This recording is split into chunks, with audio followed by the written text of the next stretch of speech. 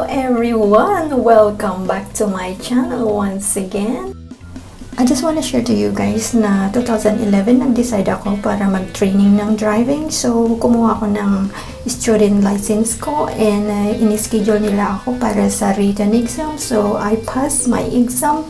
Kaya lang, the sad thing is hindi ko na ipasa ang aking actual driving kasi wala akong experience.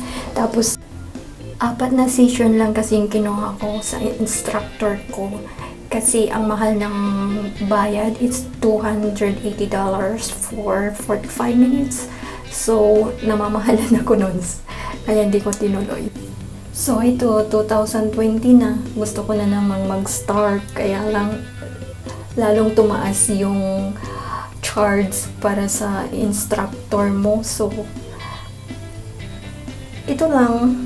Share ko lang sa mga gustong mag-drive. Kailangan mag-training muna kayo sa Pilipinas kasi medyo mas mura doon. Tapos, asikasuhin ka pa ng instructor mo. Hindi kagaya dito pag nag-road test kayo. Wala siyang pakialam. So, yun lang guys.